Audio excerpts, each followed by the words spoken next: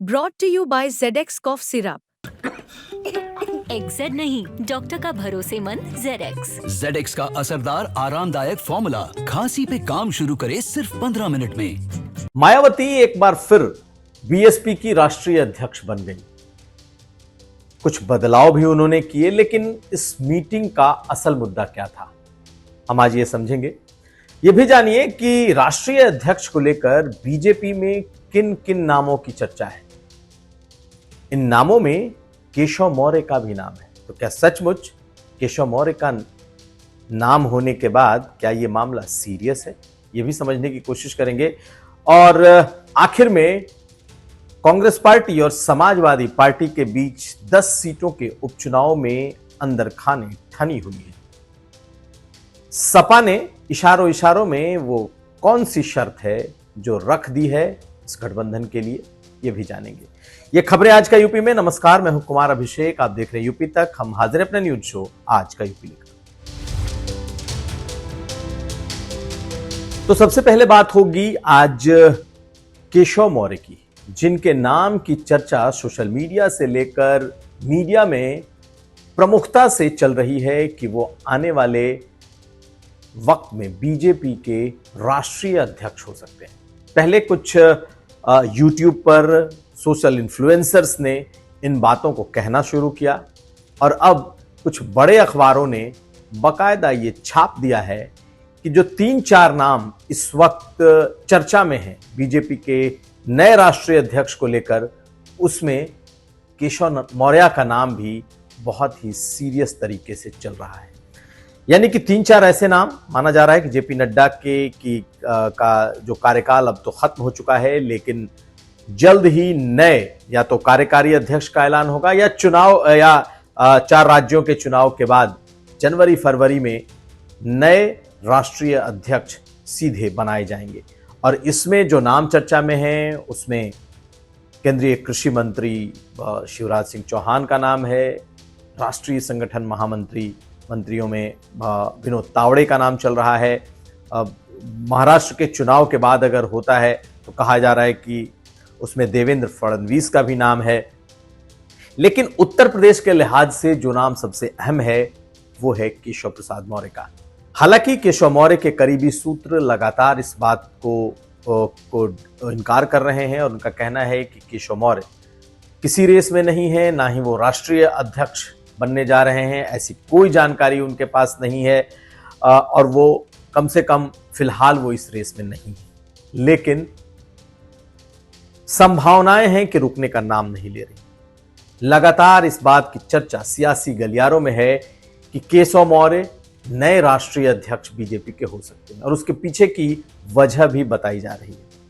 दरअसल बीजेपी का सबसे बड़ा नुकसान इसलिए हुआ क्योंकि ओबीसी वोट बैंक ने बीजेपी से मुंह फेर लिया, और वो भी खासकर उत्तर प्रदेश में।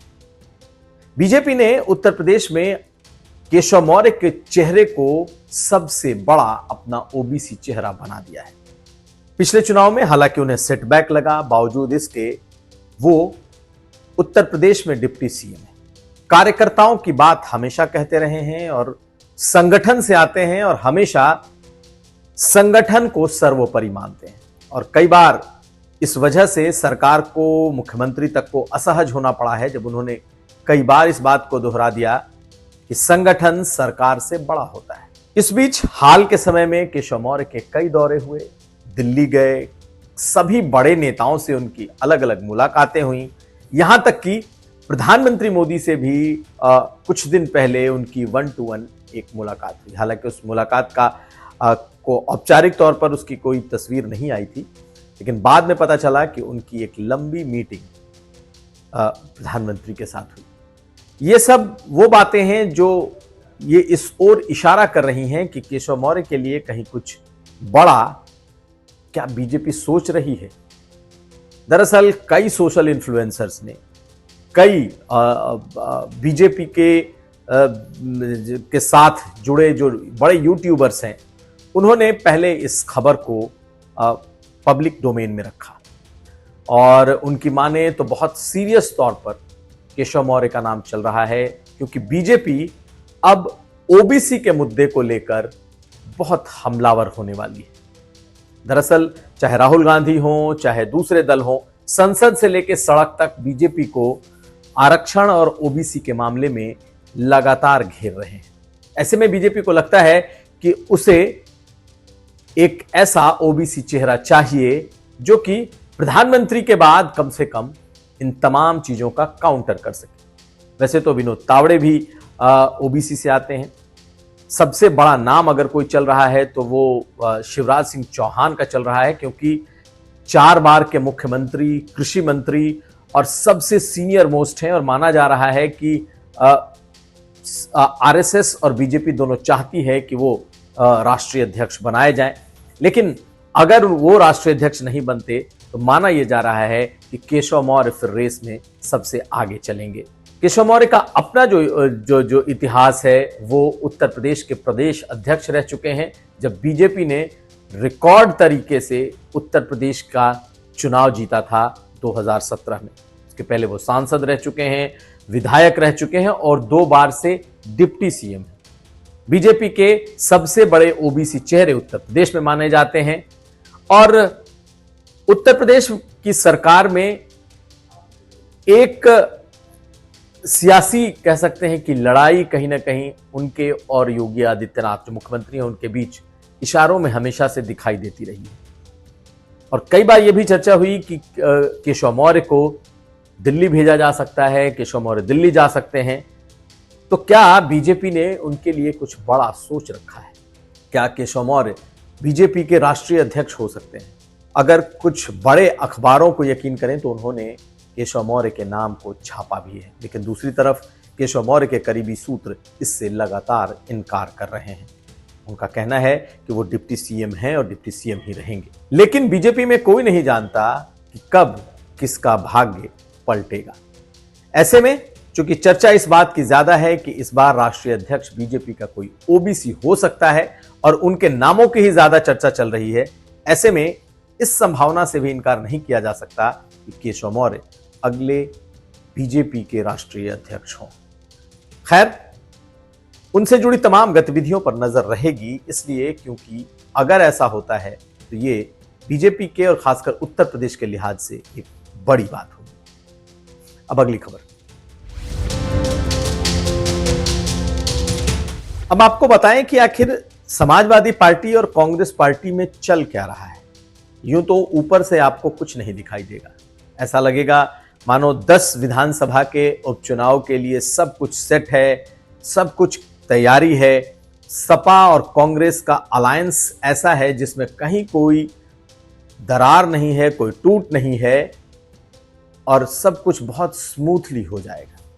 सभी नेता इस बात को अलग अलग प्रेस कॉन्फ्रेंस में कह भी रहे हैं कि 10 की 10 सीट इंडिया अलायंस लड़ेगी, सपा और कांग्रेस को अलग अलग करके न देखें।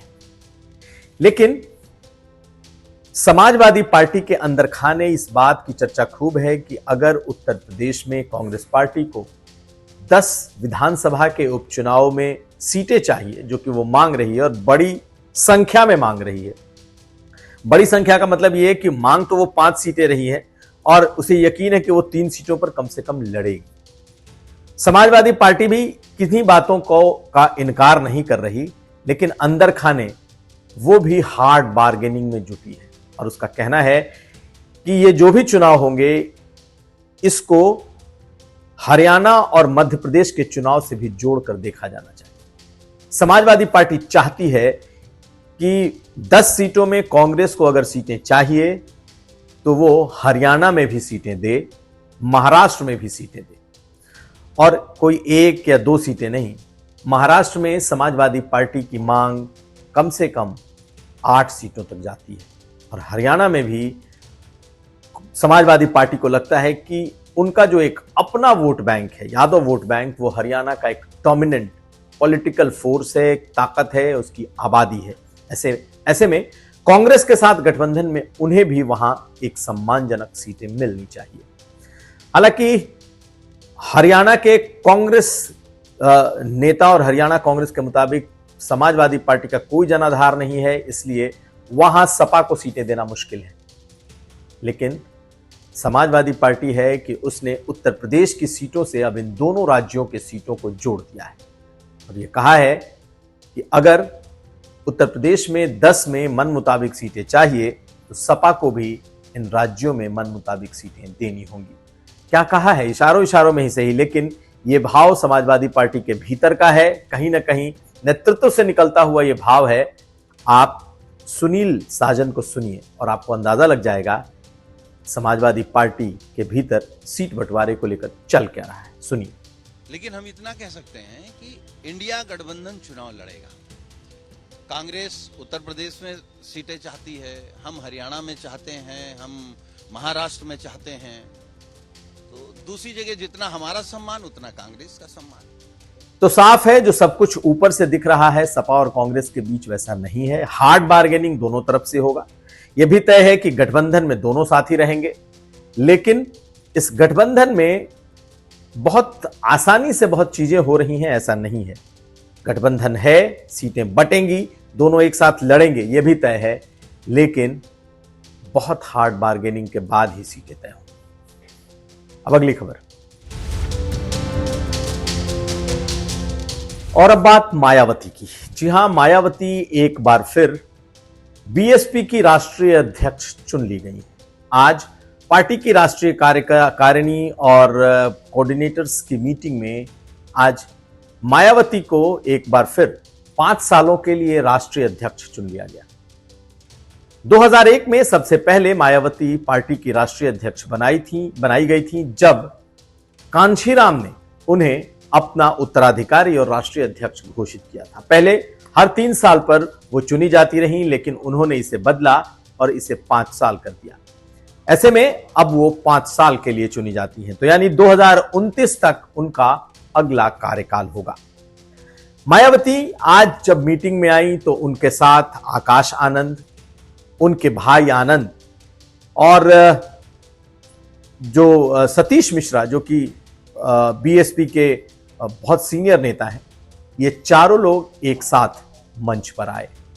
इन तस्वीरों से आप देखिए किस तरीके से मायावती की पार्टी की जो हायरार्की है वो आपको दिखाई देगी। मायावती आगे हैं, उनके ठीक पीछे आपको ये तीनों नेता दिखाई दे रहे हैं। तो उनके नाम का प्रस्ताव सतीश चंद्र मिश्रा ने किया, जो कि सीनियर मोस्ट नेता हैं बसपा के मायावती के बाद और पार्टी के ब्राह्मण चेहरे भी माने जाते हैं। उन्होंने उनके नाम का प्रस्ताव किया और सभी ने हाथ उठाकर उनका अनुमोदन किया।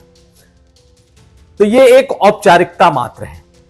मायावती को राष्ट्रीय अध्यक्ष चुना जाना औपचारिकता मात्र है और इसको लगभग मायावती ने एक दिन पहले ही ऐलान कर दिया था, जब उन्होंने ट्वीट करके ये लिख दिया था कि अभी वो रिटायर नहीं होने जा रही। जब तक उनका स्वास्थ्य ठीक है, जब तक वो जीवित हैं, तब तक वही इस पार्टी को चलाती रहेंगी, वही इस पार्टी को देखती रहेंगी।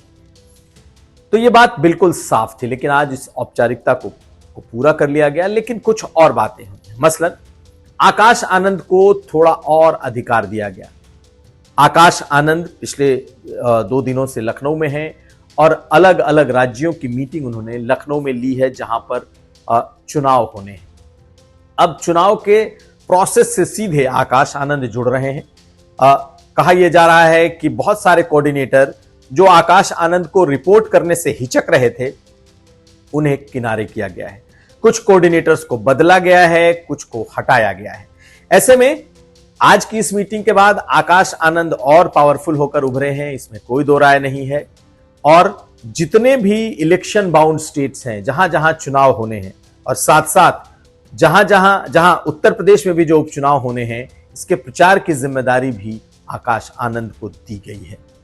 ऐसे में अब उनका बड़ा रोल कैंडिडेट सिलेक्शन से लेकर चुनाव प्रचार तक होगा। यह बात भी सही है और अब ये मान लेना चाहिए कि धीरे धीरे मायावती अपने उत्तराधिकारी को उन्होंने अपना उत्तराधिकार सौंपने की प्रक्रिया शुरू कर दी है।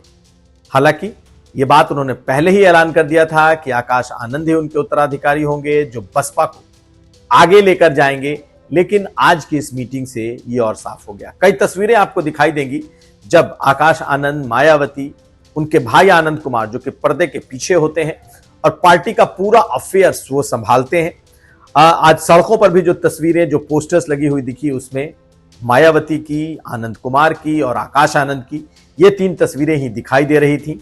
और आज जिस तरीके से सतीश चंद्र मिश्रा ने एक बार फिर बहन जी यानी मायावती का नाम आगे बढ़ाया और उनको फिर से राष्ट्रीय अध्यक्ष बनाया, ये साफ हो गया कि अब पार्टी उसी रास्ते पर चलेगी जिस तरीके से मायावती चाहती हैं। लेकिन एक बात और कि अब कुछ ज्यादा अधिकार आकाश आनंद को दिए जा रहे हैं। खैर, अब देखना होगा कि क्या होता है। लेकिन एक बड़ी बात जो इस मीटिंग के लिए सबसे अहम थी वो ये था कि मायावती ने एक सिंगल पॉइंट एजेंडा तय कर दिया है। और सिंगल पॉइंट एजेंडा जो उनकी पार्टी की फिलहाल सड़क से लेकर सदन तक की लड़ाई का हिस्सा है, वो है, मायावती ने साफ कहा है कि हमें हर हाल में आरक्षण का पुराना तरीका ही चाहिए।